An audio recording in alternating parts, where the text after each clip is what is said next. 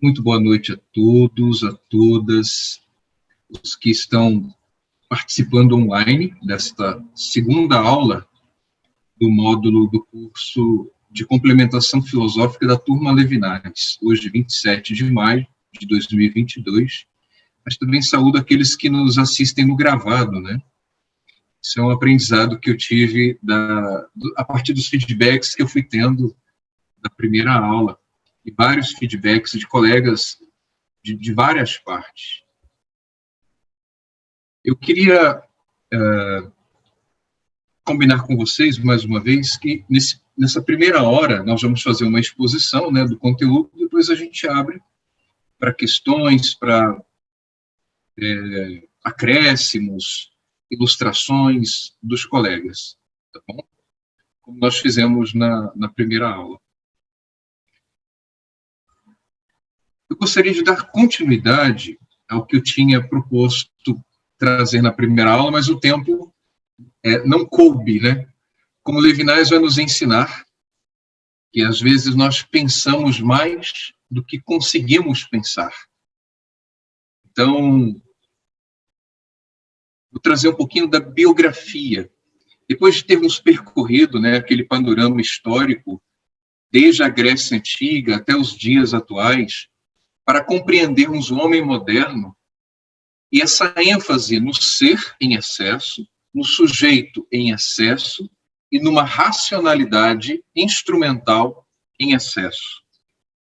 E eu, de propósito, coloco este excesso, porque, e já adianto que é uma leitura minha, né, uma hermenêutica minha, assumo esta interpretação de que Levinas vai tentar criticar este excesso no ser, este excesso no sujeito, e busca saber. E este excesso num tipo de racionalidade que vai colonizar a vida, o mundo e o outro.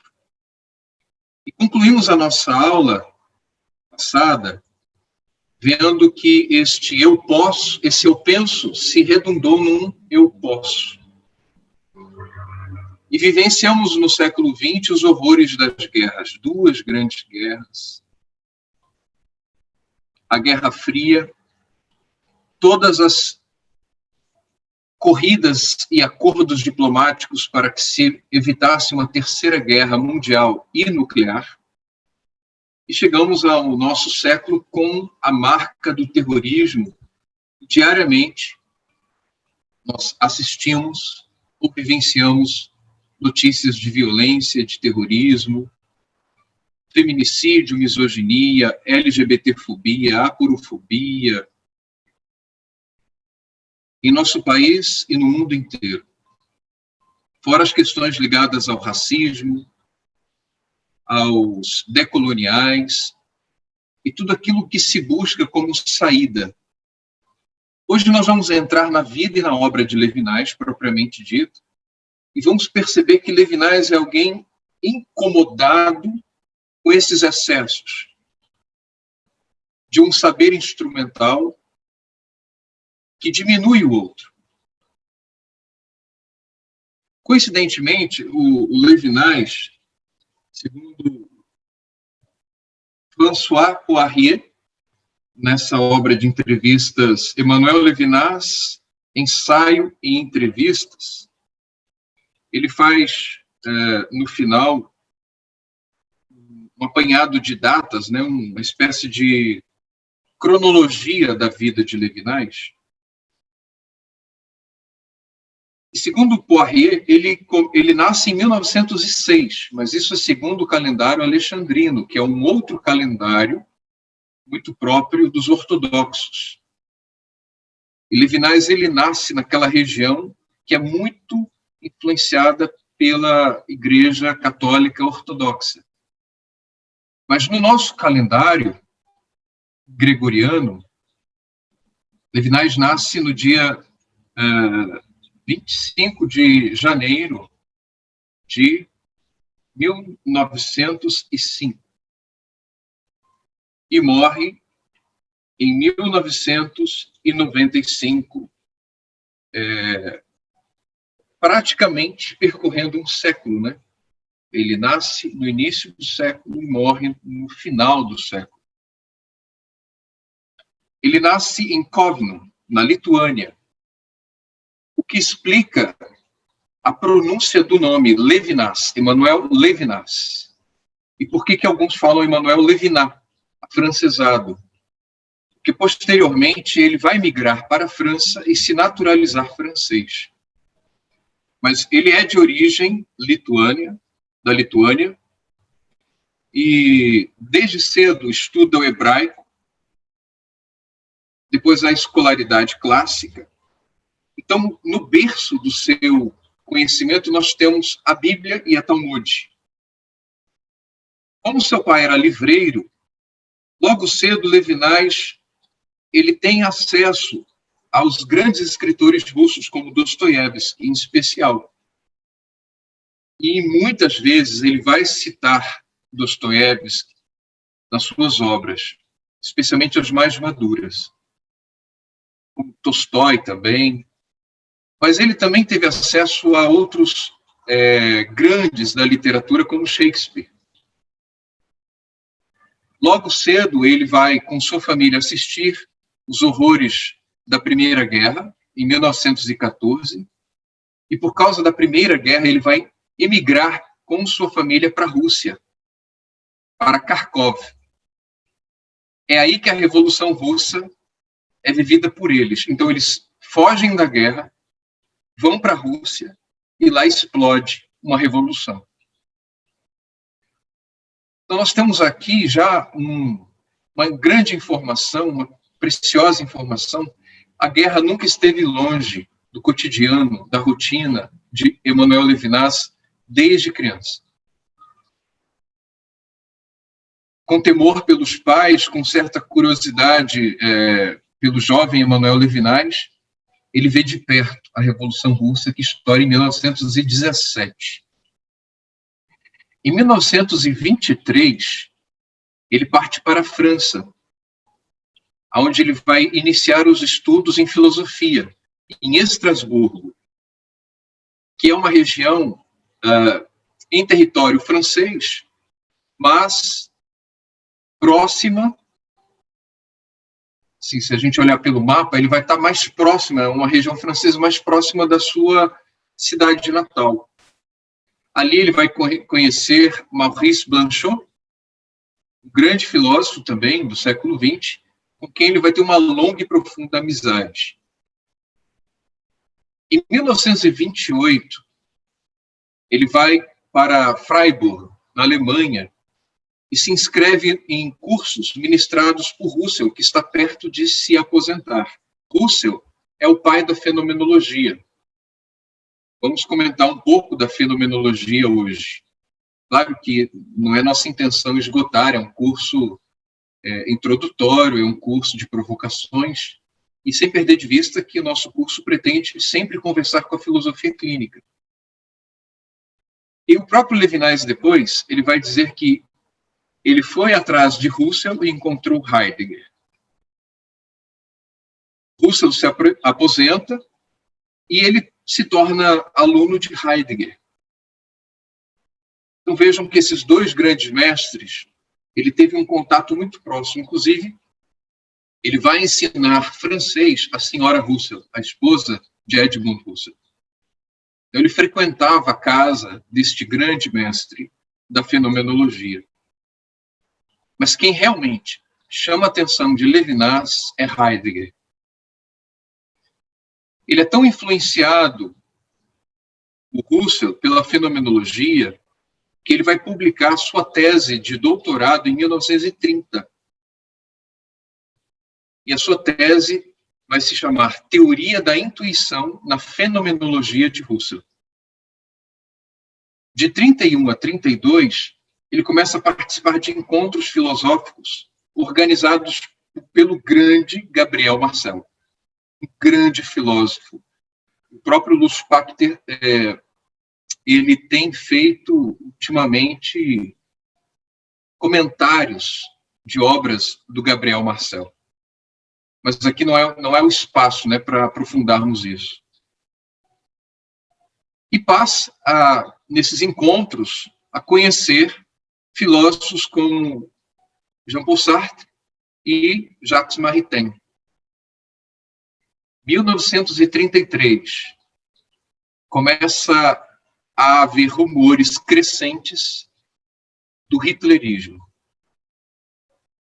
E prevendo, como uma espécie de antecipação, ele escreve em 1936 uma obra que em francês é de l'évasion, em português, da evasão. Uma obra que não vai ser muito conhecida, mas ela vai ser inscrita novamente na bibliografia de Levinas por Jacques Rolland, grande comentor das obras de Levinas, vai se tornar um amigo dele. É ele quem vai trazer à tona esse livro da evasão de 1936. Em 1939, o Levinas se naturaliza, que já tinha se naturalizado francês em 1930, e aí ele é mobilizado. O que significa isso? Ele foi convidado, entre aspas, né, é mais uma convocação a trabalhar como tradutor pelo exército francês. Porque em 1939 começa a Segunda Guerra Mundial. Ele sabia falar russo, alemão, francês, e é graças a esta erudição e a esta fluência em várias línguas, inclusive o hebraico, que ele vai trabalhar para o exército francês. Muito providencial, porque no ano seguinte, 1940, ele vai ser feito prisioneiro. E mesmo sendo judeu, o que vai salvar Levinas é a farda francesa. Foi, entre aspas, protegido pelo fato de ser soldado. Porém, na Lituânia, quase toda a sua família foi massacrada pelos nazistas, exceto sua esposa e sua filha, que foram protegidas por um convento de freiras vicentinas. É nesse período da guerra que Levinas vai ter uma virada na sua reflexão. Uma espécie de chave é virada ali, e ele começa a se afastar da ontologia de Heidegger e começa a pensar o outro. E mesmo preso, vocês vão ver na internet, quem tiver curiosidade, vocês vão encontrar muitos vídeos comentando sobre Emmanuel Levinas, falando que ele foi preso num campo de concentração. Não é verdade. É preciso distinguir campo de concentração de campos de prisioneiros.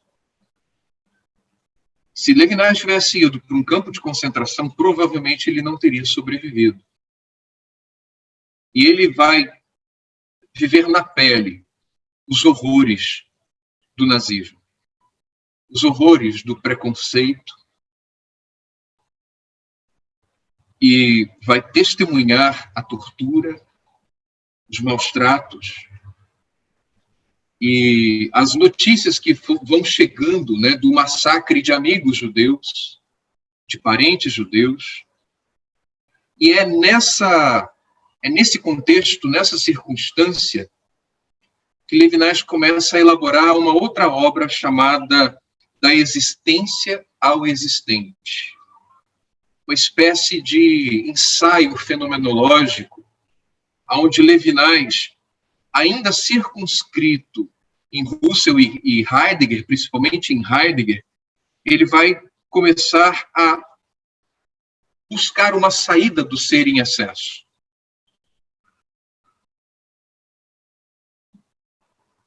Então, essa obra que ele começa a anotar no campo de prisioneiro, ela vai ser publicada em 1947. A guerra termina em 1945. Em 1947, ele publica Da Existência ao Existente. E o clima da Europa, de pós-guerra, é um clima de tentar dar sentido ao humano. E começam a haver pensadores em diversas escolas filosóficas tentando entender e explicar o que aconteceu. Como que, na leitura de Augusto Comte, comentamos dele na primeira aula, a Europa foi palco de horrores, de atos tão desumanos. Há registros de 150 milhões de mortes. Alguns acham que isso é exagerado, mas somente nos campos de concentração foram 6 milhões de mortes. Levinas, nessa circunstância, nesse contexto de horrores e de reconstrução da Europa, da Alemanha, da França, da Polônia, da Itália, ele vai fazer parte desses pensadores que vão buscar dar um sentido. E eu quero destacar Hannah Arendt, como uma filósofa que foi aluna de Heidegger, fugiu da guerra e foi para os Estados Unidos. Uma das obras de Hannah Arendt é A Condição Humana. E no prefácio dessa obra, Hannah Arendt, também judia, lembrando, ela vai escrever: nós precisamos pensar sobre o que estamos fazendo. E é interessante que os primeiros pensadores desse tema tão inédito na história da filosofia tenham sido judeus. Hans Jonas, Levinas, Martin Buber, Hannah Arendt serão filósofos que buscarão saídas e vão tentar repensar, cada um numa direção, numa estrada, mas repensar o sentido do humano. Nesse período do pós-guerra, Levinas ele se reaproxima da sua origem judaica e é nomeado diretor da Escola Normal Israelita Oriental. E foi encarregado de formar professores de francês para as escolas da Aliança Israelita Universal, da Bacia Mediterrânea, onde Levinas havia trabalhado antes da guerra.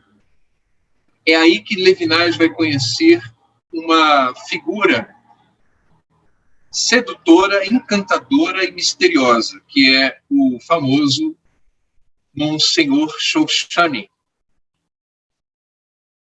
E Levinas começa, a partir daí, desse reencontro com a sua raiz judaica, com a Bíblia, com a Talmud, a escrever obras de comentários bíblicos e talmúdicos. Porém, ele sempre vai evitar associar a sua vida de comentador da Talmud com a sua vida de pensador, de filósofo.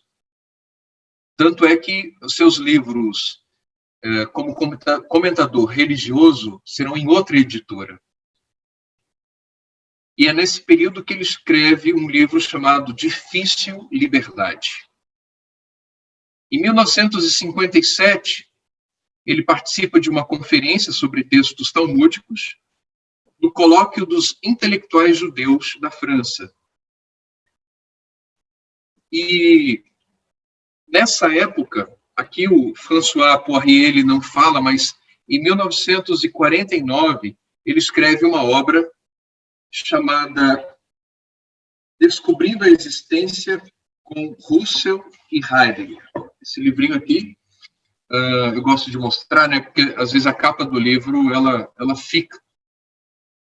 Esse livro foi escrito em 1949, mas até em nossos dias, artigos de Levinas vão sendo inseridos nessa obra, que é muito rica, que muito vai iluminar esse segundo encontro nosso. Um artigo que foi inserido nessa obra se chama La Trace de l'autre, ou seja, o vestígio do outro, que já começa Levinas a pensar essa questão do outro, do rosto, o rosto já aparece aí, assim como uma outra obra, eu tenho ela aqui, acho que em espanhol, El Tiempo y el Otro, né? Não, acabei pegando ela em espanhol, mas eu tenho ela em francês também. O tema da alteridade, que vai ser, assim, a marca, o leitmotiv, o démarqué de Levinas, ele vai vir nessas obras que eu estou citando aqui. Esse livro, Levinas começa a desenvolver o tema da alteridade a partir do tempo. Ele aqui já está conversando com Heidegger, mas o tempo num outro sentido, não é o tempo no sentido heideggeriano. E o tempo ele será apresentado como uma alteridade, e a morte, porque a morte é um outro absoluto, que eu não consigo abarcar, compreender, tematizar, raciocinar. Ela me desarranja, assim como o tempo, assim como o futuro. Esse tempo será um tempo mais bergsoniano do que um tempo heideggeriano. Depois desta obra, O Tempo e o Outro, e esse artigo que foi inserido na obra Descobrindo a Existência com Russell e Heidegger, logo depois, em 1961, como uma espécie de tese de doutorado em letras, será a obra mais cara e que tornará Levinas conhecido na França e depois no mundo, que é Totalidade e Infinito, que é a obra a qual eu pesquiso há 3 anos. Segundo alguns comentadores, é a obra síntese de Levinas. E esses dois temas do título, Totalidade e Infinito, serão as 2 colunas que vamos orientar para entendermos Levinas.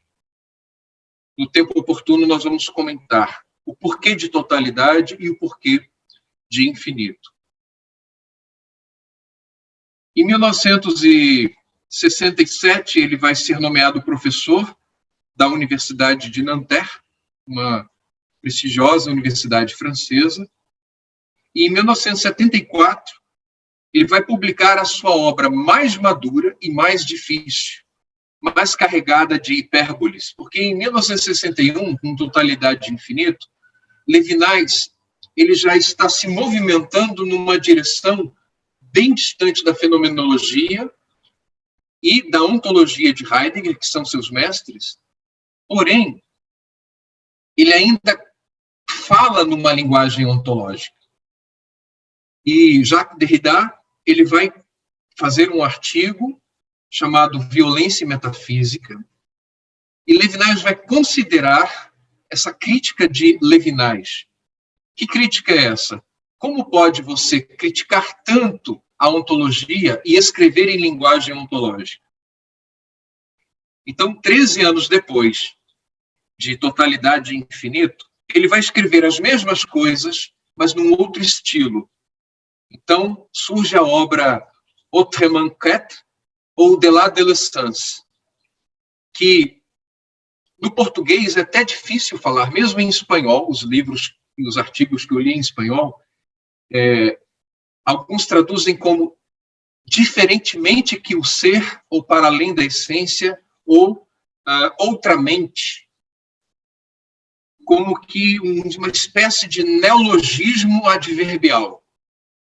Mesmo no francês não há esse advérbio. Então, Levinas ele vai rebuscar a linguagem e tentar levar para uma linguagem mais ética para sair de todo esse contexto ontológico que perpassa a filosofia, como nós apresentamos na primeira aula, desde Parmênides até Hegel e, em nosso século, Heidegger.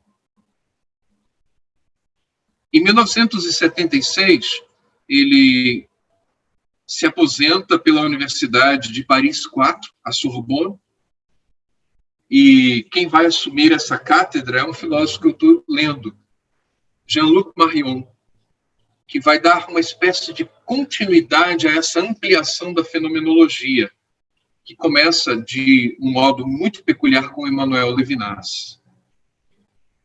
Em 1982, ele publica essa obra, De Deus que Vem a Ideia. Em português, nós temos pela editora Vozes. São poucos livros que temos no português do Brasil, de Emmanuel Levinas. As principais obras dele estão no português de Portugal. É uma pena que ainda nós não tenhamos acadêmicos que se debruçaram para escrever, para traduzir Emmanuel Levinas em nossa língua. Essa é uma exceção. De Deus que Vem a Ideia. E se a gente fizer uma espécie de olhar único do conjunto da obra, desde da evasão até De Deus que Vem a Ideia, nós vamos ver uma espécie de crescendum. É uma expressão latina que quer falar do progresso. Como se, desde o começo, o Levinas tivesse uma ideia, uma ideia germinal que foi crescendo e evoluindo. Lembram que eu falei para vocês que Levinas ele escreve de modo circular?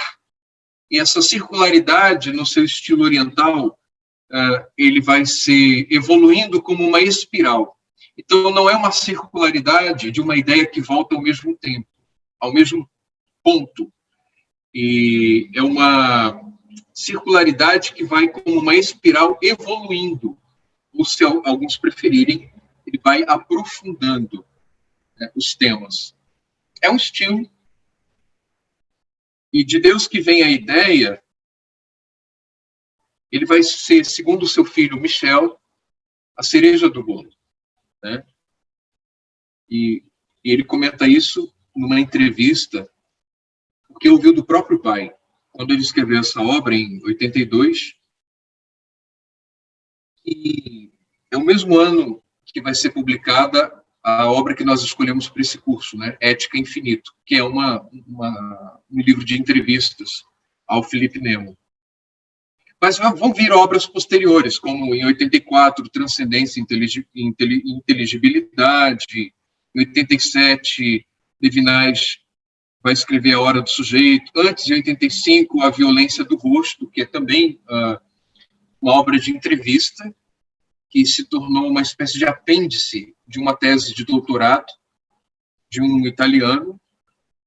Em 1991, ele escreve Entre Nós, que é um livro que o professor Will Boyas cita em muitas aulas, inclusive em seu livro A Escuta e o Silêncio. E em 1995, ele escreve mais uma obra de comentários da Talmud, seria Novas Leituras Talmúdicas, e nesse mesmo ano nós tivemos, segundo Jacques Derrida, o Adeus a Emmanuel Levinas. Feito esse comentário da historicidade, né, mais uma biografia de Levinas, vamos considerar o seguinte.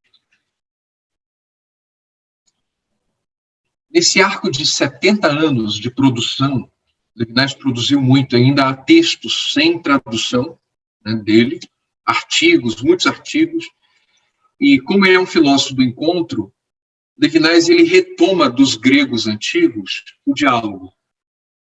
Por isso que ele gostava muito de dar entrevistas. E as suas últimas obras, elas vão ser no modo de entrevistas. 3 grandes influências de Levinas, então, que precisamos evidenciar. A influência judaica, então nós vamos ter a língua hebraica, a Torá, e quando digo a Torá, para quem não conhece do judaísmo, é o Pentateuco. São 5 primeiros livros correspondentes à Bíblia cristã. E a Talmud é uma coletânea de comentários de mestres judeus a partir do século III da era cristã. Segundo, a influência russa, nós temos então Dostoiévski e Tolstói, e a sua influência filosófica.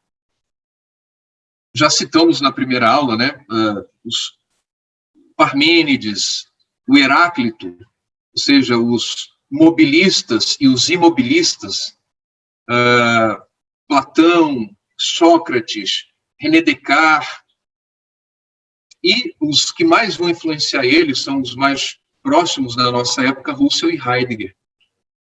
Sem deixar de citarmos Henri Bergson, Rosenzweig. Rosenzweig era um filósofo judeu, e é de Rosenzweig que vai vir a ideia da crítica a Hegel. É dele que vai vir o termo totalidade. Fora outros, como Buber, Gabriel Marcel, Pourriquet, Derrida, que, além de conversar, ele será amigo desses filósofos que marcaram o século XX. Se a gente dividir a obra de Levinas, acompanhando o professor Ribeiro Júnior, que é um professor de Belo Horizonte, nós vamos ter, no primeiro período, de 1928, 29, até 1951, Levinas escrevendo comentários de Russell e Heidegger. Fenomenologia, ontologia, ainda muito circunscrito, muito ligado a esses dois mestres. Nós temos aí a Segunda Guerra Mundial, que começa a virar uma chave. Então, o segundo período seria de 52 a 1964. Nós vamos ter Levinas escrevendo comentários do judaísmo. A guerra, de algum modo, reaproxima ele de sua família judaica, de sua tradição. E o terceiro e último período, segundo Ribeiro Júnior, de 61 até 95, ano de sua morte, onde nós vamos ter os escritos mais maduros de Levinas, os escritos onde ele realmente vai dar a sua identidade e a sua originalidade como filósofo, especialmente os temas da ética e da alteridade. Então, se alguns colegas quiserem aprofundar o tema de alteridade em Levinas, não vão ser nas primeiras obras, nem vão ser as obras do segundo período, segundo o professor Ribeiro Júnior. Essa não é a única forma de ver a historiografia ou dados divisórios, se quisermos conversar com a filosofia clínica. Há autores que vão dividir em 4 períodos, e a minha orientadora ela nem gosta dessa divisão em períodos, né, da historiografia e da obra de Levinas. Mas é interessante a gente conversar com outros autores, né? É importante registrar, então, que há essa diversidade numa espécie de cartografia da obra levinasiana. Um livro que eu recomendo muito para vocês é esse livro Levinas, uma introdução, do Márcio Luiz Costa. Ele já apresenta a ideia de dividir a obra de Levinas em 4 períodos. Mas nem vou comentar isso para a gente ganhar tempo. O que é importante, segundo Davi Sebag, um dos maiores comentadores vivos de Levinas, é esboçarmos uma cartografia da obra levinasiana para a gente se situar. É o que nós aprendemos em filosofia clínica, né? Localizar o outro. Então, estamos localizando Emmanuel Levinas com os exames categoriais: circunstância, assunto, tempo, lugar e relações. De algum modo, foi o que nós cumprimos nesses primeiros minutos da aula. Então, começando pelos trabalhos introdutórios que comentam Russell e Heidegger, e posteriormente toda a exegese talmúdica, até as obras mais maduras de Levinas, nós vamos ter uma espécie de intuição inicial que ele vai persegui-la até as suas obras mais recentes. Hoje, eu programei apresentar para vocês uma noção de fenomenologia e de ontologia, porque será essa a base de tudo que Levinas vai tecer. Temo que ainda não seja hoje o início da obra, da leitura comentada de Ética Infinito, porque eu acho que é muito importante a gente ter pelo menos noção, e eu quero fazer uma recíproca de inversão com os colegas que não são da área da filosofia. A fenomenologia, ela funda verdadeiramente o que nós chamamos de filosofia contemporânea. E é com Russell que isso se dá. Ele é o pai da fenomenologia. Lembrando, foi professor de Levinas. Russell, ele pretende investigar a própria vocação da filosofia. Ou seja, ele toca no cerne da proposta filosófica desde os gregos, que é o quê? Indagar, questionar. A filosofia, ela é dinâmica, e ao longo dos séculos ela sofreu alterações. A professora Marilena Chauí, ela diz que a questão do início da filosofia é essa pergunta: o que é? O que é a realidade? O que é cada coisa, cada ente? A sociedade, o mundo, o universo, o tempo, Deus. O que é a realidade? Essa pergunta que surge na Grécia com os primeiros considerados pré-socráticos e desenvolvida por Sócrates de modo peculiar, ela muda na modernidade. Na modernidade, a questão é possível conhecer a realidade? Vejam que é uma espécie de recuo. A pergunta muda. E para a gente entender a fenomenologia, é importante esse comentário da pergunta que os modernos começaram a fazer. É possível conhecer a realidade? Então, não é a realidade posta em questão. O que está em questão aqui é o conhecimento da realidade. A relação mais geral da filosofia sempre foi a vinculação sujeito e objeto. E Russell, ele vai se debruçar sobre essa questão. Na modernidade, ou seja, os antecessores de Russell, eles tiveram que lidar com essa questão da relação sujeito e mundo, sujeito e objeto. Os primeiros foram os realistas. Os realistas entenderam que o primado do conhecimento é o objeto. É a representação mental que fazemos do objeto. E essa representação mental, ela é subordinada às coisas em si mesmas, que são aprendidas pelos sentidos e registradas pelo intelecto. Então, o foco dessa primeira escola é a apreensão sensível. É os sentidos que dão a garantia do conhecimento. São os empiristas. Uma segunda escola vai colocar a primazia do sujeito que pensa, que conhece.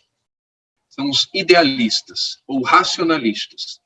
A primazia, então, é da ideia que constitui o mundo.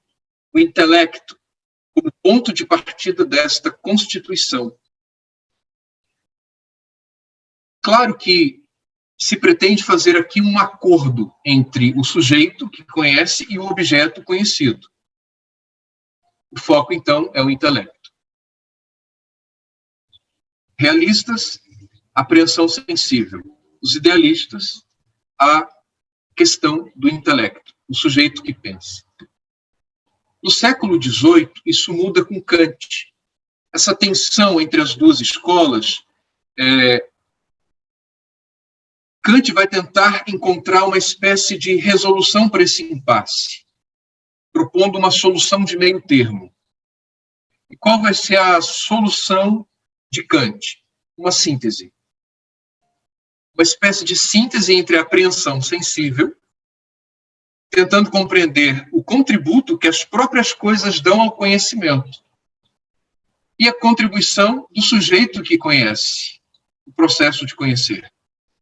Nessa redistribuição, Kant ele deixa de privilegiar, sejam os empiristas com a apreensão sensível, seja os idealistas com a primazia do intelecto.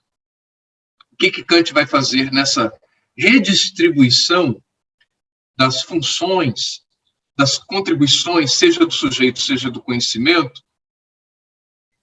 Ele vai encontrar uma espécie de síntese, e alguns vão considerar uma revolução copernicana da filosofia e do conhecimento. Isso vai chegar aos nossos dias. Então, não há como a gente compreender a filosofia moderna sem passarmos por Kant. Até hoje, essa síntese kantiana repercute nas ciências e nas teorias do conhecimento, porque Kant colocou um meio termo entre o sujeito e o objeto. O resultado disso tudo é uma solução, uma relatividade do conhecimento. Por que relatividade? Porque todo conhecimento vai ser sempre relativo ao sujeito, sem que o objeto possa ser constituído sem o sujeito. E essa constituição, essa relação do sujeito com o objeto, do sujeito com o mundo, Kant vai chamar de fenômeno. O que é o fenômeno? Em Kant, o fenômeno é a realidade tal e qual me aparece. Então, essa questão da aparição à consciência, ao sujeito, ela vai ser muito cara às escolas do conhecimento até chegarmos em nossos dias. A realidade aparece condicionada, mas ela depende de certas estruturas que o sujeito já possui. Por exemplo, estruturas lógicas, estruturas subjetivas, estruturas matemáticas. Então, Kant ele vai compreender que todas as coisas vão ser conhecidas dentro de uma temporalidade e dentro de certas medidas espaciais. Ou seja, todas as coisas vão se apresentar ao sujeito como fenômenos, mas dentro de categorias que eu já tenho pré-estabelecidas em mim, tempo e espaço. Essas vão ser as estruturas de Kant. A importância dessa noção do fenômeno, ela é fundamental, e sem ela a gente não vai compreender Husserl.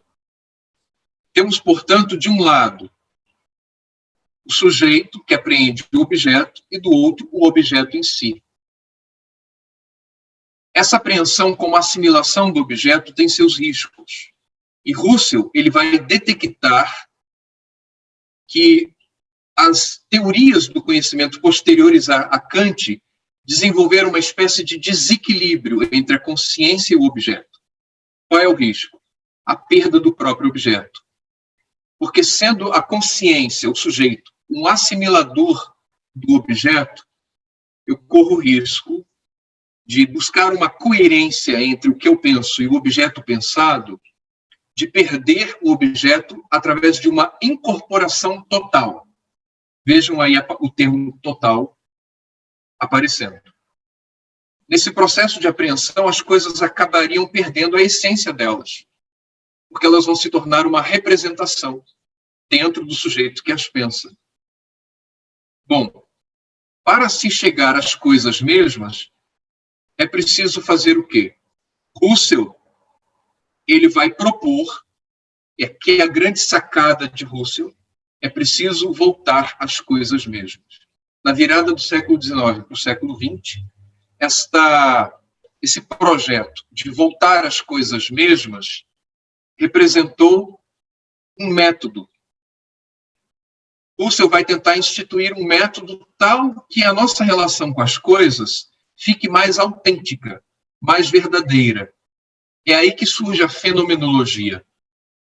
A fenomenologia, então, é um método rigoroso que vai dar à filosofia a sua própria vocação de indagar o mundo, as coisas em si. E vai influenciar as ciências. Husserl vai ser um grande crítico das ciências naturalistas, das ciências positivistas, e ele vai dizer que, de algum modo, o jeito com que se fazia ciência era ingênuo. Para Husserl, voltar às coisas mesmas significaria separar a consciência dessa carga naturalista depositada nela. E, em segundo lugar, depois dessa separação, rearticular o modo como a consciência ela se vincula às coisas. É aí que Husserl ele vai propor o conceito de intencionalidade, que é a alma da fenomenologia, vamos dizer assim. Husserl entende, diferente de Kant, que esse impasse não se resolve como um acordo entre o realismo e o idealismo, como se o conhecimento fosse uma competição entre idealistas, sujeito de um lado, e os realistas, objeto de outro, para ver quem prevalece o conhecimento. O que Husserl vai fazer é uma espécie de nova revolução copernicana depois de Kant. É superar essa competição inadequada ao processo do conhecimento e tentar uma espécie de equilíbrio, de ajuste nesse processo. Esta tese de voltar às coisas mesmas, ele vai dizer que é necessário compreender que toda consciência é consciência de alguma coisa. Não existe uma consciência em si, como uma espécie de substância. A consciência ela não é um lugar, a consciência ela não é um substantivo. A consciência ela é um ato, é um verbo. Então, toda consciência é consciência de alguma coisa, nós compreendemos, então, o horizonte. A consciência é uma flecha disparada na direção do mundo, visando o mundo. E essas terminologias são muito presentes em todos os fenomenólogos. A visada, o horizonte. Então, de um lado, a consciência que visa, que olha o horizonte do mundo. Do outro lado, as coisas mesmas que são olhadas, miradas, mas que têm uma autonomia própria. Uma observação importante é que ter consciência de alguma coisa não significa que ela se torna minha. E essa correlação entre o sujeito, a consciência e o objeto é que Husserl vai chamar de intencionalidade. É um correlato. Um correlato que não dispensa nenhum dos polos desta correlação. O modo como a consciência visa as coisas, a intenção da consciência é exatamente o mirar, o perceber, o olhar. E essa é a grande inovação de Husserl. Eu tenho consciência de alguma coisa na medida que ela continua existindo fora de mim. E como é que ele consegue isso? Exatamente nos apresentando a consciência não como um lugar, como eu disse, como uma substância, mas como um ato, um verbo, um ato de visar, de ver. Intencionar é exatamente a atitude da consciência. Então, nós temos aqui a diferença nítida entre a consciência e as coisas. Podemos distinguir, então, interioridade, a consciência, a mente, sem aquele peso cartesiano do cogito, sem aquele peso ainda presente em Kant, mas algo leve, porque é verbo. E, do outro lado, a exterioridade, o conjunto das coisas, a concretude das coisas que são visadas. Então, em Husserl, o conceito de ego muda.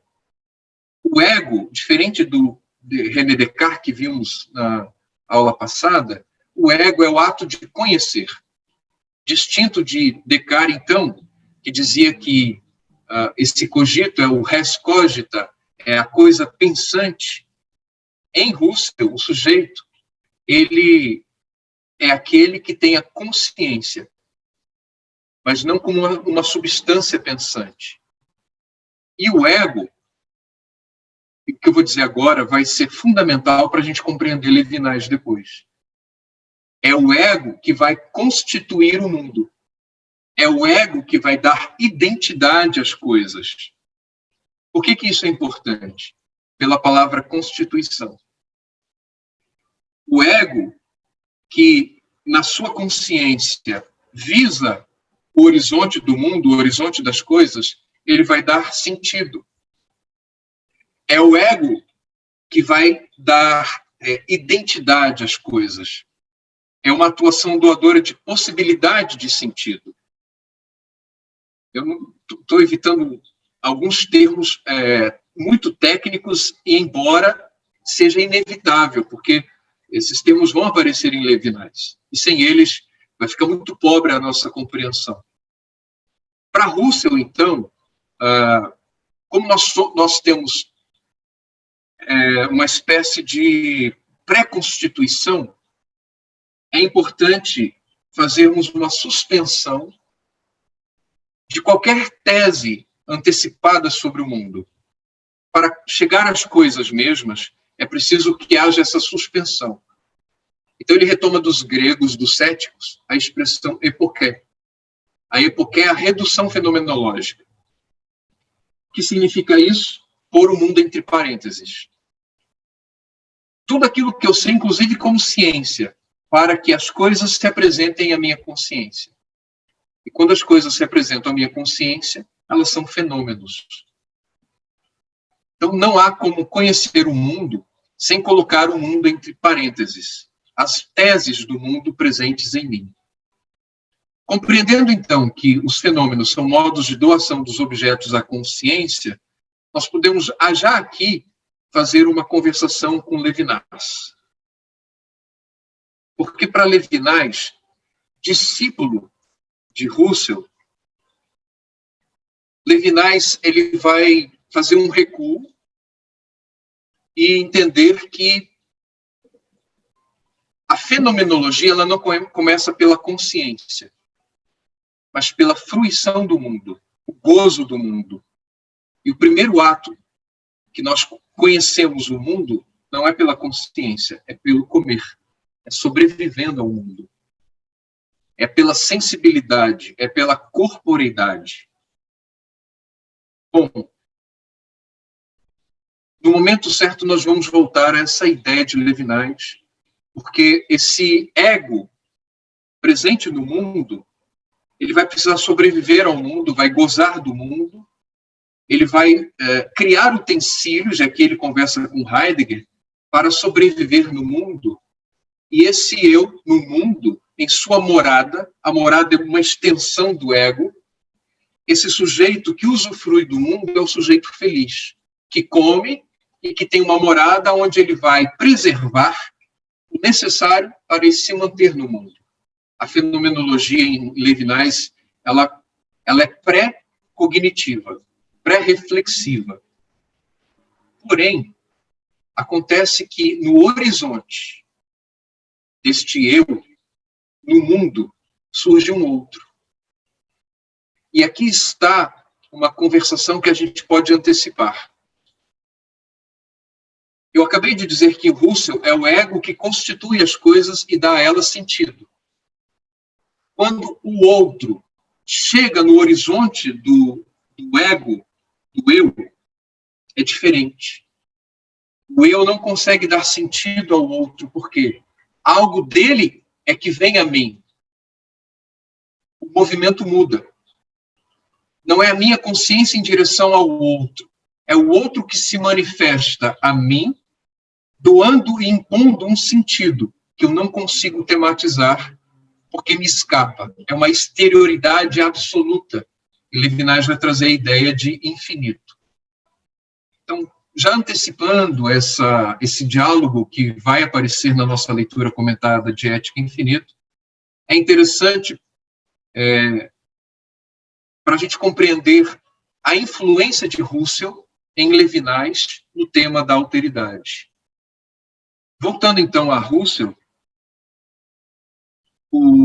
qual é o terreno da fenomenologia? Russell ele fez uma espécie de fenomenologia da cognição, da razão.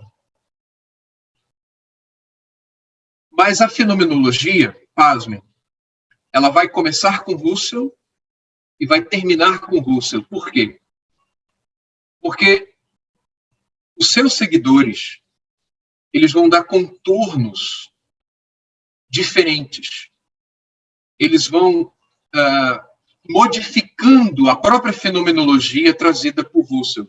Cito alguns: Heidegger, Sartre, Merleau-Ponty, Gadamer, Paul Ricoeur, o próprio Levinas, Jean-Luc Marion. São filósofos que, cada um com seu estilo, vão ampliando ou até contradizendo Husserl. Mas nós temos críticas. Nesses últimos 10 minutos, então, vamos situar Heidegger. Se Husserl ele faz uma fenomenologia da razão, do conhecimento, um retorno às coisas mesmas, os herdeiros de Husserl, eles foram para uma outra ambientação. E, segundo alguns fenomenólogos, eles traíram Husserl, porque fizeram uma espécie de nova demarcação do território. Ao invés, vou explicar da seguinte forma: quando Husserl diz retornar às coisas mesmas, eles entenderam esse retorno às coisas mesmas como um retorno ao ser, como uma espécie de retorno à fenomenologia, como um retorno à ontologia, ao ser das coisas. Então, enquanto Husserl lhe propôs uma fenomenologia da razão, seus sucessores interpretaram diferente. Uma fenomenologia do ser. Uma abertura a um projeto ontológico. Bom, posto isso, Levinas, diferente dos outros sucessores, como Heidegger, Merleau-Ponty e Sartre, Levinas ele vai fazer uma fenomenologia diferenciada. E aqui vamos situar no tempo os filósofos comentados até aqui. Para Descartes, ele vai buscar algo original, como comentamos na primeira aula, e ele vai chegar ao pensamento, ao cogito. Penso, logo existo. O Husserl, comentando René Descartes, ele vai chegar à consciência, o mais originário do humano. Heidegger, discípulo de Husserl, ele vai dizer que o mais original não é a consciência, mas a existência. É o ser no mundo. Este ser no mundo, este ente, é o Dasein. É o ser aí, jogado na existência, jogado no mundo. E esse ser no mundo, comentando Heidegger rapidamente, ele é um ser no mundo, é um ser com os outros e é um ser para a morte. Mas vejam que Heidegger ainda está dentro do eu sou, do ser. Levinas, ele vai se diferenciar de todos eles. Porque Levinas vai tematizar nas suas obras mais maduras exatamente o quê? Antes da minha existência no mundo, havia o outro, antes de mim, anterior a mim. Então, o que há de mais original no mundo não é o pensamento, não é a consciência, não é nem a minha existência, é o outro. E o outro que é anterior a mim no mundo é que vai me constituir como sujeito. Lembram que eu pedi para vocês prestarem atenção no termo constituição em Husserl? É o ego que constitui as coisas, que constitui e doa sentido, doa identidade às coisas. Isso vai mudar em Levinas e alguns vão chamar de contrafenomenologia, ou de consciência não intencional. Vamos dedicar esses últimos minutos da nossa exposição para explicar. Em Husserl, esta consciência doa sentido às coisas percebidas no conhecimento. Em Levinas, isso acontece com o mundo das coisas. Mas quando chega o outro, e o outro no seu rosto, é o oposto. O movimento vem do outro para mim. E não sou eu a constituir o outro, porque eu não consigo há uma exterioridade absoluta que me escapa, e a fenomenologia que eu tento, num processo de conhecimento do outro, ela fica constrangida, desorganizada, nos termos de Levinas, traumatizada. É o outro que, na sua epifania, já não é fenômeno, é epifania, que Levinas vai preferir trazer, o rosto do outro. Ele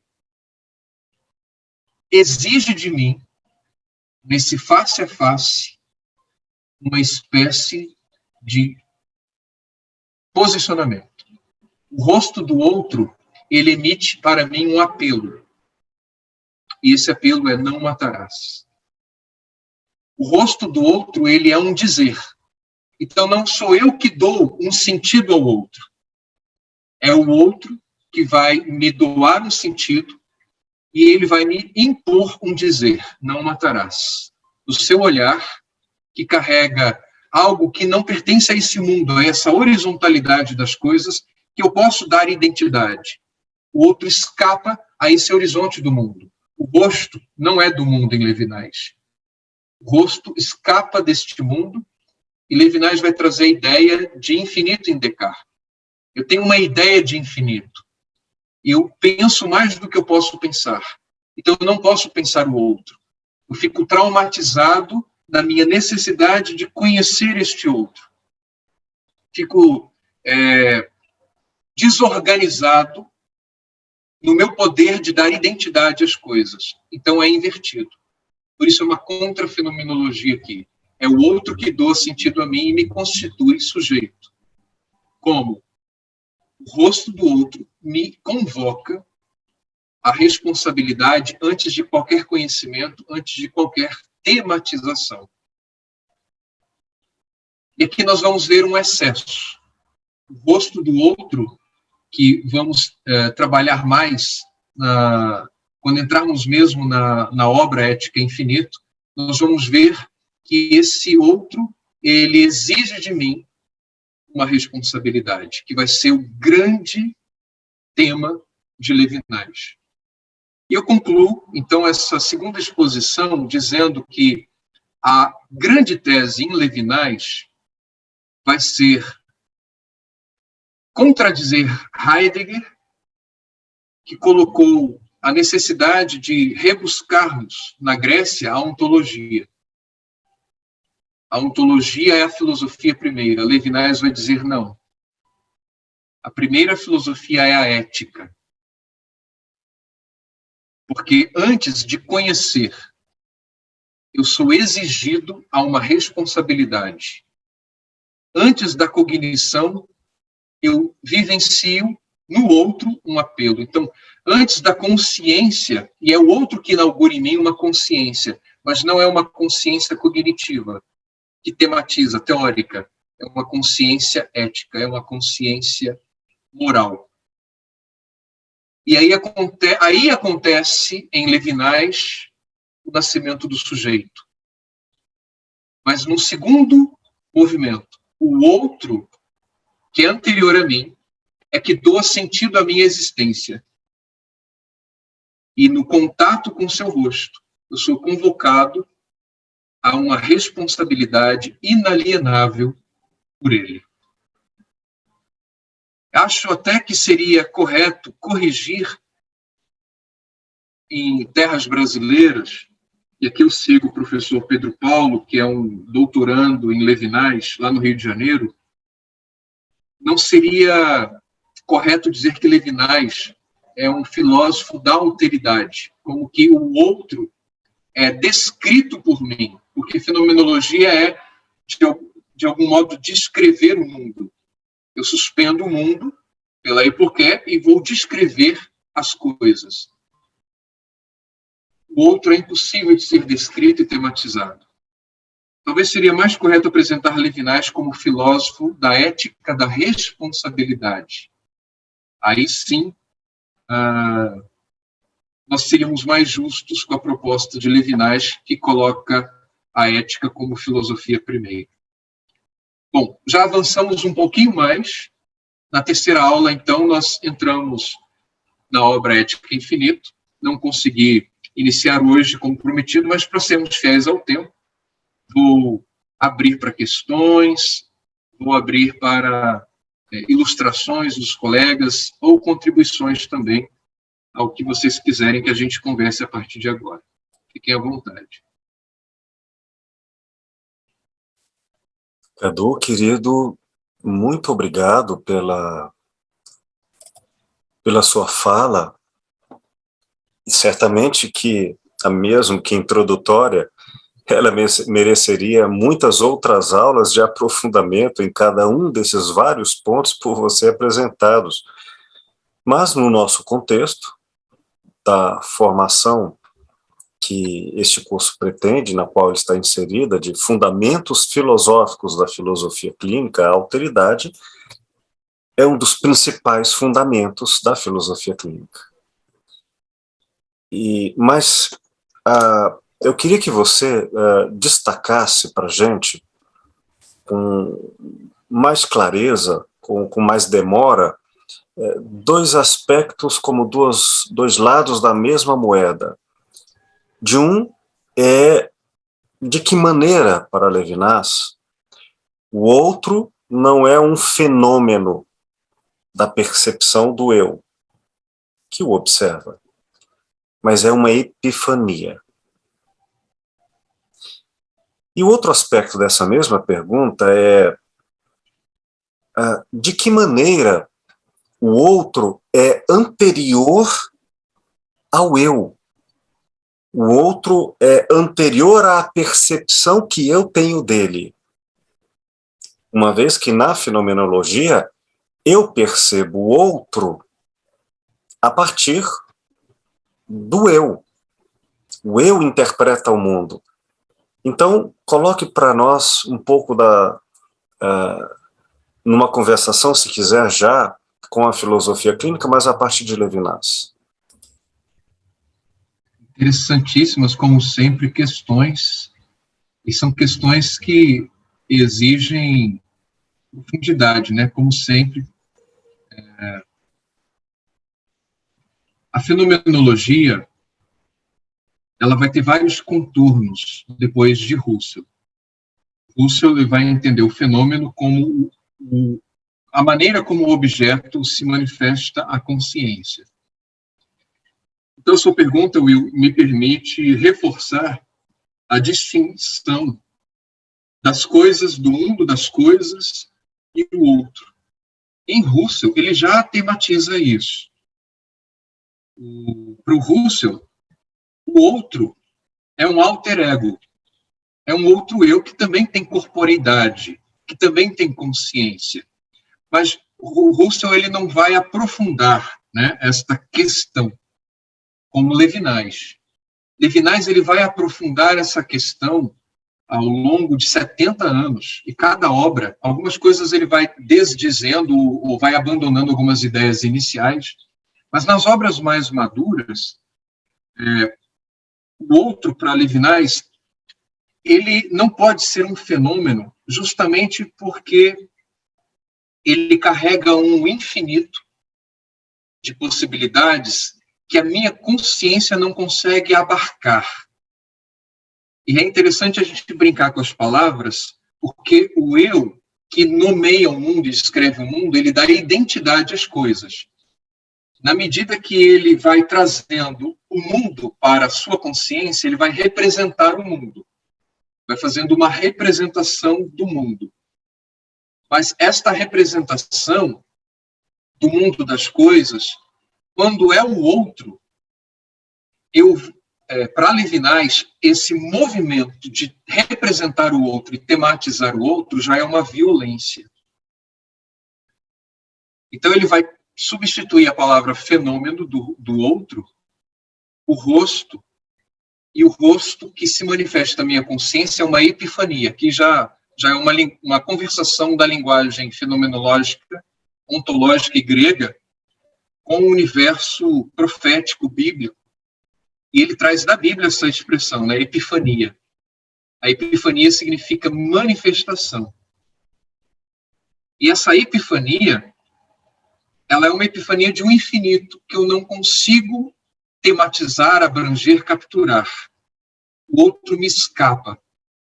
E ele se impõe. Ele se impõe como um mandamento, um imperativo. E para Levinas, esse imperativo é o versículo: não matarás. Numa entrevista, aliás, em 2 entrevistas, ele explica isso. Ele é questionado como é que o rosto diz não matarás. Como explicar filosoficamente o uso de um versículo bíblico?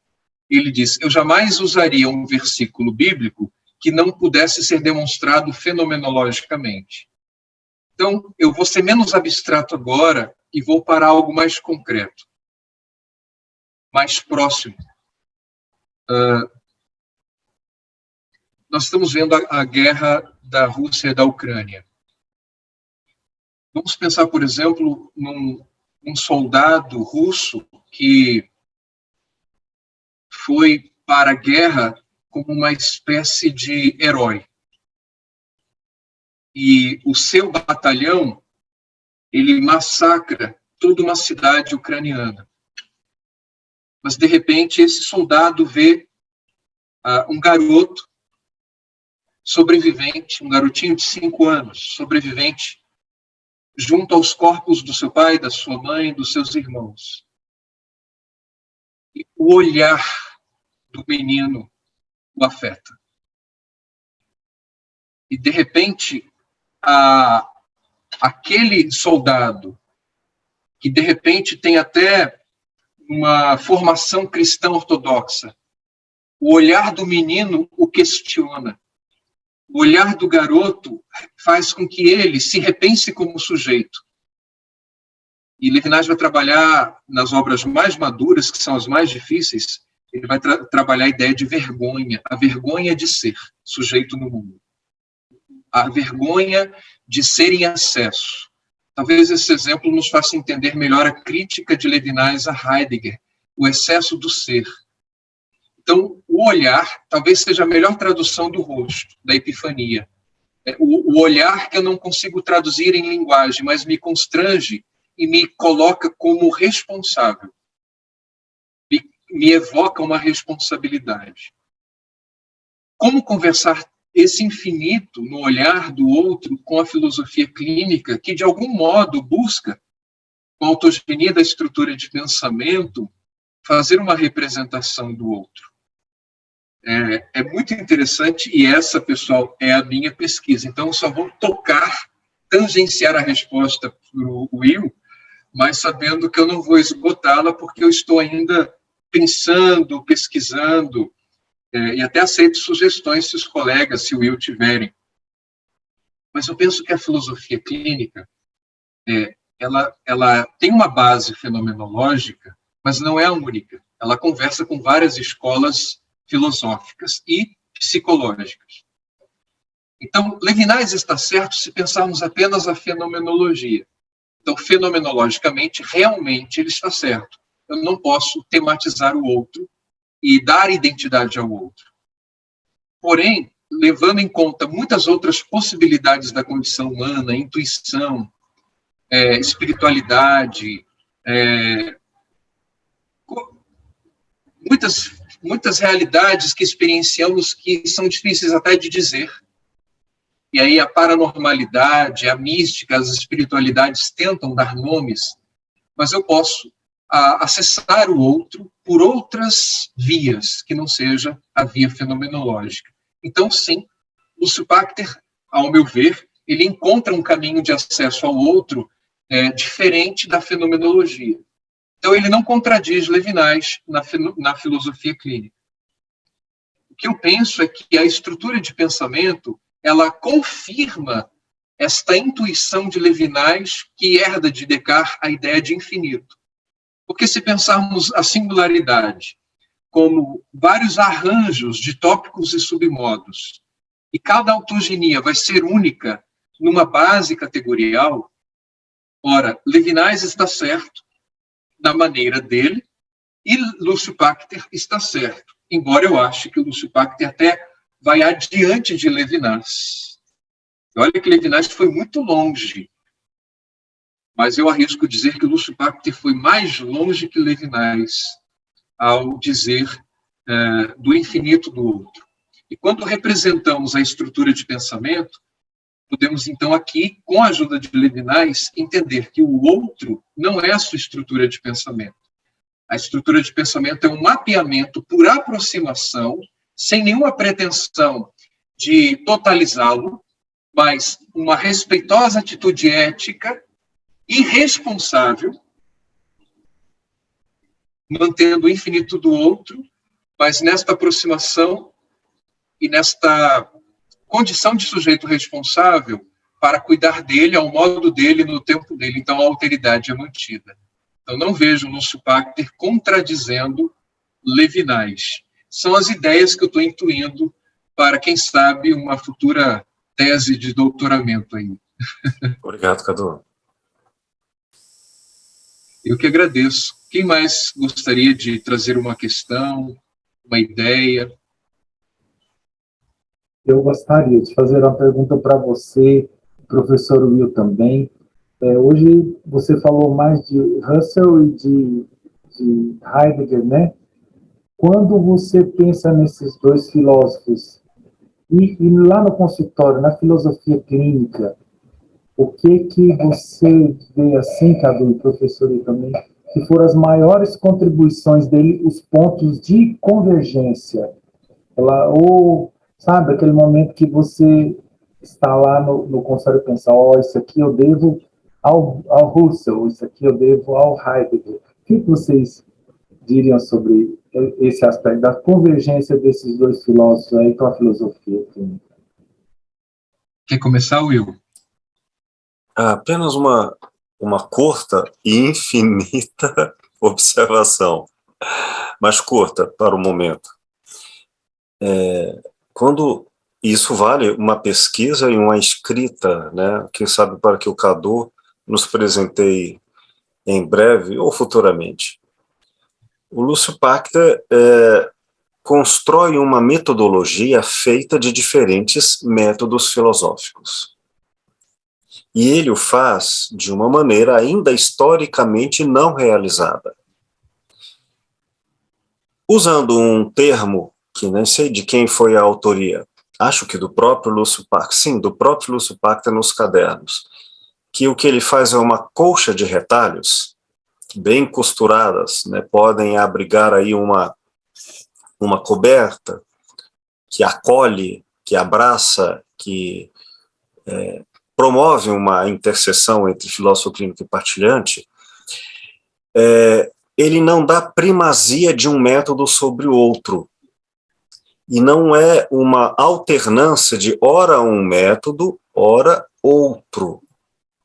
E também não são recortes apropriativos de trechos de lógica formal, trechos de fenomenologia, trechos de filosofia da linguagem, trechos de hermenêutica e de diferentes métodos e autores. O que o Lúcio propõe é uma malha compreensiva a partir de uma trama que é essencialmente terapêutica e essencialmente ética. O estabelecimento, claro, disso enquanto uma nova metodologia, eu não saberia esclarecê-la com rigor, mas o fato de conseguir trazer todas essas possibilidades de métodos em conversação para a finalidade terapêutica, isso é essencialmente de Lúcio Pacter.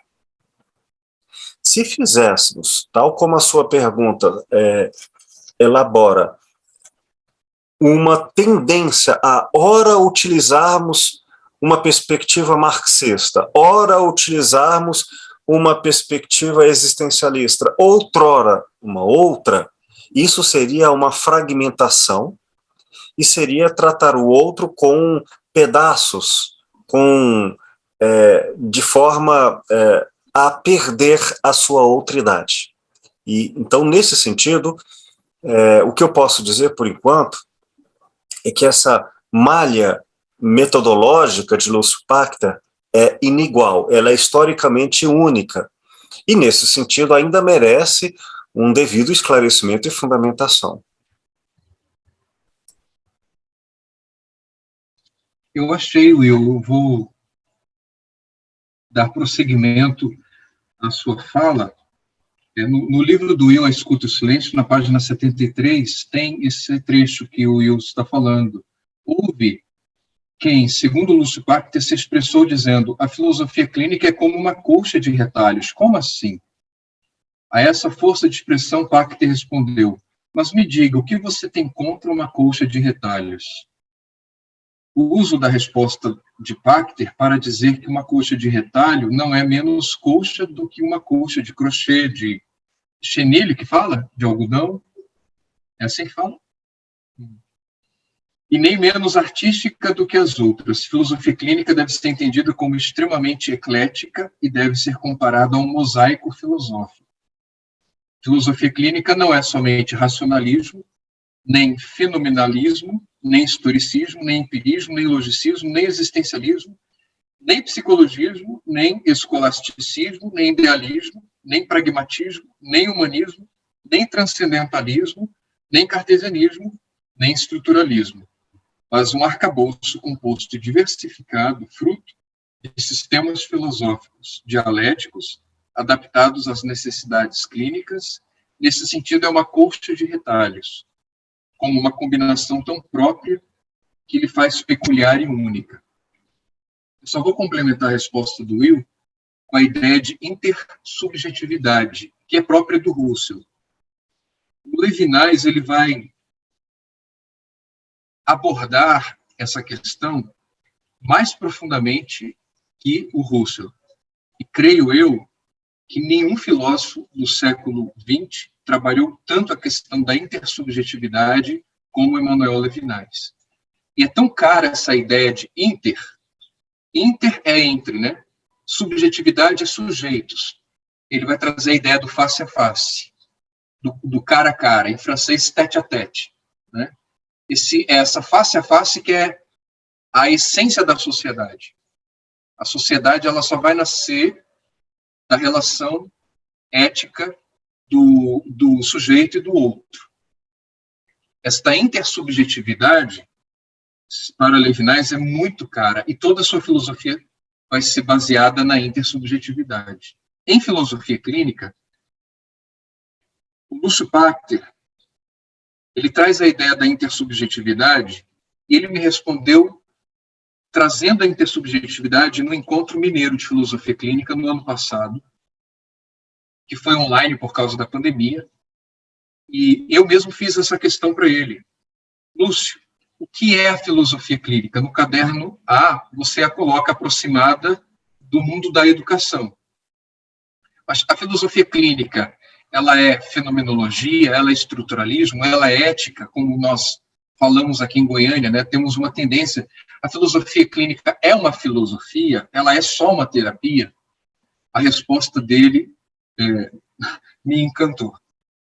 Ele disse, não sei. O que vai dizer o que a filosofia clínica é a intersubjetividade. Porque para alguns, no encontro intersubjetivo, ela vai ser uma filosofia. Para outros, ela vai ser uma ética. Para outros, ela vai ser uma epistemologia. Então, é a relação intersubjetiva que vai dizer o que ela é. Antes do encontro com o outro, nós não sabemos o que ela pode ser. Ela pode ser tudo isso, e como diz o Will, etc.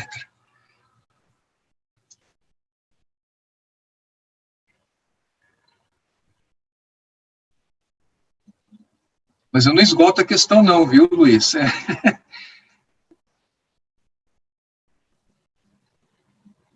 Eu perguntei mais porque você tinha dito para nós, Cadu, que ia falar antes de entrar em Levinas, não sei se você está lembrado, os pontos de divergência e de convergência do Russell e do Heidegger com a filosofia clínica. Eu fiquei muito curioso com relação a isso, sabe? E aí eu estou vendo que a partir da próxima vai ser mais especificamente Levinas, né? Aí eu pensei, hoje, né? Vamos lá. Eu fui vencido pelo tempo, mas a gente só pode compreender Heidegger a partir de Russell também. Mas eu vou dar um exemplo de consultório, para a gente compreender a crítica de Levinas a Heidegger. Eu tenho um amigo, não vou dizer o estado por uma questão ética, mas ele postou no Facebook um laudo psiquiátrico, sabe? E ele colocou a seguinte legenda: é isso que eu sou. Então, este sou, o verbo ser, na filosofia clínica a gente entende o tópico 2, como ele está se vendo. Então, ele está se vendo a partir de um psicodiagnóstico. Não estamos aqui desconsiderando o saber médico, apenas colocando em questão, porque é próprio da filosofia indagar, questionar, se ele é apenas isto, ou ele é um infinito de possibilidades que esta ontologia, ainda que médica, e ainda que cheia de boas intenções, esteja totalizando ele e reduzindo o seu ser a um diagnóstico. Então, essa é a totalidade, colocando como exemplo. E essa grande crítica de Levinas a toda a filosofia que desconsiderou o outro. Então, tudo que a filosofia, desde a Grécia até os nossos dias, fez, não passou de uma egologia, no fundo, não saiu do ser. E é este sujeito que diz do outro: eu digo quem você é. Eu digo se você vale algo. Eu digo, e algumas expressões do nosso cotidiano são muito pretensiosas, né? Eu te conheço melhor do que você mesmo. Em filosofia clínica, temos questões a considerar sobre isso. Mas é um eu, e assim, eu não trouxe de novo, porque acho que ficou bem exposto na nossa primeira aula, que o eu penso se tornou um eu posso. Eu posso dizer sobre você. Então, eu posso dizer se você merece ou não continuar vivo. Então, esse outro, se não cabe no horizonte da minha representação, eu preciso eliminá-lo, porque ele me desorganiza e me traz desconfortos muito grandes. As questões éticas vão surgindo aí, e é essa grande preocupação de Levinas. O que fez o século XX ser um século de horrores, de violências, de guerras? O surgimento de totalitarismos na Europa, na África, na América Latina, na Ásia, ditaduras e mortes aos milhares. Então, essa é a grande crítica. Por exemplo, o machismo. O outro é a mulher. Então, quem sou eu para dizer para uma mulher que está, por exemplo, em TPM, que aquilo ali não é nada? O que sou eu para dizer que eu entendo que ela está passando por estar menstruada? Ou na questão do racismo, quantas situações, né, houveram no período colonial, inclusive teológicas, de debates para saber se o negro tinha alma, se o negro era realmente de condição humana. Então, a própria teologia, muitas vezes, não passou de ontologia. E se pensando falar de Deus, no fundo, fez uma antropologia de Deus. E trouxe Deus, ou seja, tudo aquilo, e aqui eu assino embaixo, mesmo sendo teólogo, né? Hoje eu me incomodo ao me apresentar como teólogo, eu prefiro me dizer teopoeta. Eu entendo Levinas quando diz que, quando nós pensamos que falamos de Deus, no fundo nós falamos de um conceito de Deus. Deus não pode caber na nossa capacidade de representação. Então, seja o outro mulher, negro, seja o outro indígena, e vejam os europeus chegando aqui, há 500 anos atrás, vendo os indígenas nus. Não cabe na minha representação nudez. a maneira como que comem, tomar banho todos os dias. Então, é um outro diferente demais, exterior demais ao meu mundo organizado, ao meu cosmos. Então, eu vou fazer o que com o outro? O seu jeito diferente de ser me agride. Então, eu vou violentá-lo, vou domesticá-lo. E é o que a racionalidade faz, é domesticar o mundo, domesticar o diferente, colonizar o mundo. Acho que com esses exemplos, né, do consultório até a história da colonização, a gente consegue ver os perigos, né, da ontologia. E Heidegger, peculiarmente assim, Levinas teve dificuldade de perdoar Heidegger porque ele foi cúmplice do nazismo. De algum modo, Russell ele morre antes do estourar da guerra, mas já estava toda aquela atmosfera de antissemitismo, de perseguição aos judeus. Então, Russell ele teria as obras dele todas queimadas, se não fosse um monge católico que guardou no mosteiro as obras de Russell, que até hoje são traduzidas, de tanto que ele escreveu, né? Mas o próprio Heidegger, ele assinou embaixo sobre Hitler, e isso custou muito caro para o Heidegger. Luiz, uma questão. Assim que o professor Cadô começar a falar do Levinas, numa conversação já ampla e não linear, sobretudo porque vamos trabalhar diálogos, né, o texto do Levinas enquanto entrevista, neste momento, durante o estudo de Levinas propriamente, nós faremos uma conversação constante com a filosofia clínica. Lembrando que aqui não será com ênfase em Levinas, será com ênfase na interseção entre alteridade para Levinas e Lúcio Pachter. Então será uma constante conversação. A parte disso, como o professor Cadô já colocou, tanto em Heidegger quanto em Russell, já há uma diferença muito grande nas suas ontologias, conquanto Levinas e Lúcio Pachter vão primar mais pela ética do que pela ontologia.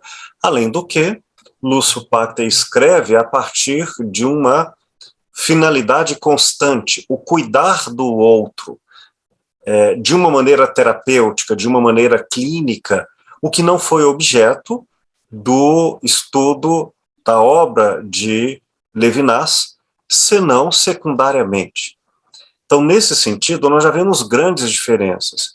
E até quando falamos na ontologia de Russell e Heidegger, aquele tipo de ontologia está num universo fundamental do materialismo, isto é, da concepção da realidade a partir da experiência corporal como primado da realidade. Isto é, os 5 sentidos do corpo. Se formos pensar, não seria possível, portanto, pensar o existencialismo, que tem sua base na fenomenologia de Russell e de Heidegger, numa visão, por exemplo, no tópico 5, prejuízo, em que é perfeitamente aceitável o respeito e a consideração real da existência da alma anterior ao corpo ou posterior ao corpo. Então, esses elementos já mostram grandes diferenças para com a filosofia clínica de Lúcio Pachter. Mas, seja como for, sobre o tema da alteridade, que é o ponto fundamental, acredito que a partir do próximo encontro, quando o professor Cadô fizer a leitura comentada, nós vamos aprofundar nessas diferenças. E depois, terminado essa conversação, ao final deste curso, havendo ainda considerações e até dúvidas pertinentes às diferenças entre esses autores e a filosofia clínica de Lúcio Pachter, voltaremos à sua pergunta com outras considerações a partir e, sobretudo, da sua própria opinião, Luiz, querido. Beleza, professor. Eu estava assistindo um vídeo que o Cadu passou para a gente, uma aula sobre o Heidegger, né? É interessante que, apesar das críticas todas, por exemplo, a gente pode notar lá com ele aquela ele falando do Dasein, ele falando do ser no mundo. Duas coisas me chamaram a atenção, né? Primeiro, aquela parte que ele fala do projeto, né? Das possibilidades, que é uma busca, não exatamente como ele fala, né? Mas é uma busca da filosofia clínica, das potências de cada um, que a pessoa pode vir a ser no máximo da sua potência, né? Achei interessante, assim, uma certa similaridade. Uma outra coisa foi que esse ser no mundo, quando se trata, mesmo dos utensílios, já existe o cuidado, que também aparece na relação com o outro, né? Que eu achei interessante também essa certa responsabilidade que, num grau menor, lembra todo o cuidado que o filósofo tem que ter compartilhante, né? Esses aspectos eu achei um pouco semelhantes, assim, com as devidas proporções, né? Entre essas devidas proporções, Luiz, por exemplo, vamos considerar que o Dasein, o ser aí no mundo, em filosofia clínica, essa noção de mundo não é única.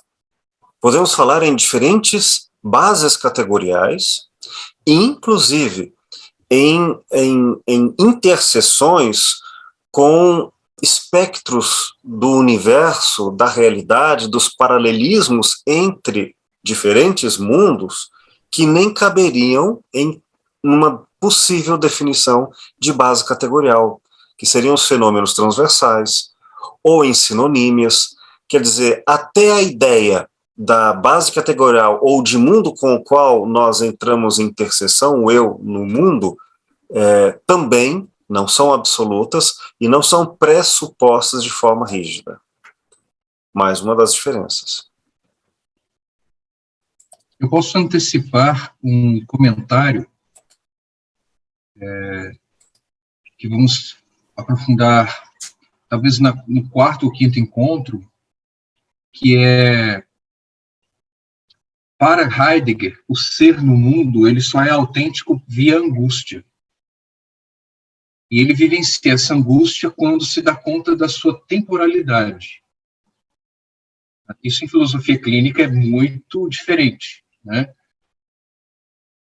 O Levinas, ele vai discordar de Heidegger e vai retirar a experiência da angústia, mas vai trazer a ideia de náusea, vai trazer a ideia de vergonha de ser, até chegar ao ponto que este ser em excesso, que pode violentar o outro, ele é um ser que pode fazer o mal. É o mal ser. Mal de ser.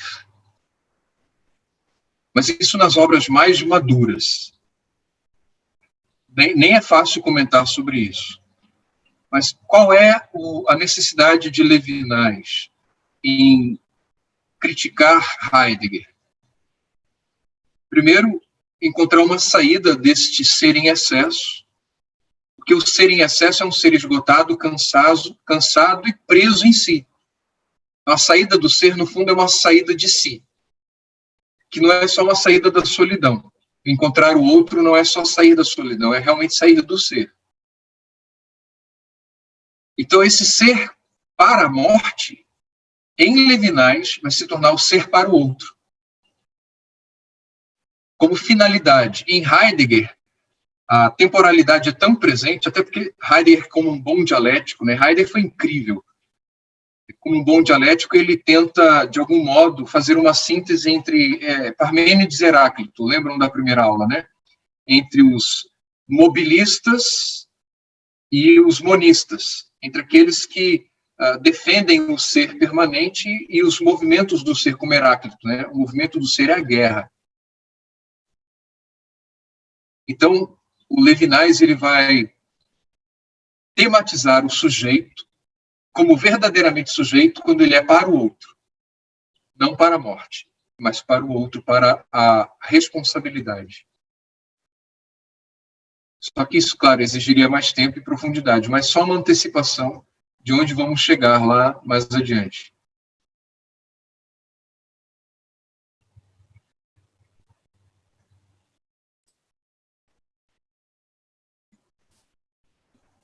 Demais colegas, aproveitando o nosso curto tempo, por gentileza, se tiverem, coloquem suas questões. Ou acréscimos, né? Quem gostaria de ilustrar?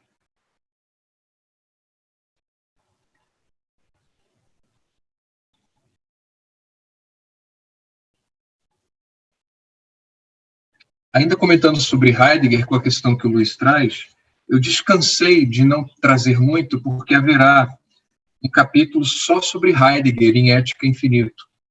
Nós vamos passar por ele. Então, eu descansei de introduzi-lo. Como Russell é pouco comentado, então eu fiz essa introdução, até porque Russell é a base, né, metodológica da investigação do próprio Heidegger. E, no fundo, Heidegger ele vai permanecer presente em toda a tese do Levinas.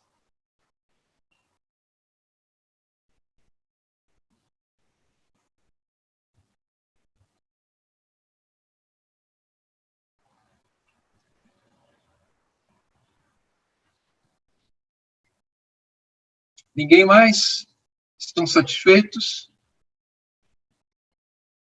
Gente, diferentes de mim, parece que vocês entenderam tudo. Eu estou cheio de questões em Levinas que eu não consigo resolver. São muitas questões. Levinas não é um autor fácil, ele é um autor muito denso, complexo.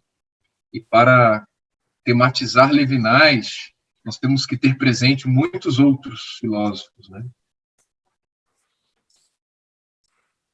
Luiz Wenzio, só para o seu aprofundamento e reflexões, no livro A Escuta e o Silêncio, logo no início do capítulo 7, uma filosofia do encontro, com um subtítulo sobre como achar a pessoa perfeita, há uma pequena já consideração que separa aspectos fundamentais entre Lúcio Pachter e Heidegger, e entre outros como Sartre, distinguindo o conceito de autenticidade e de autonomia e de alienação. Quer dizer, a alienação que é inaceitável na tese de Heidegger, ela já faz parte do direito de alteridade, que vimos na filosofia clínica. Aliás, se formos fazer um estudo filosófico clínico de Heidegger, veremos como ele, que pregou de forma tão brilhante a autonomia, se alienou tão profundamente no nazismo. Verdade. Obrigado.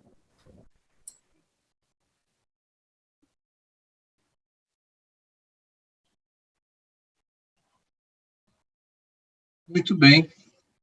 Então, acho que podemos encerrar, se o Will estiver de acordo.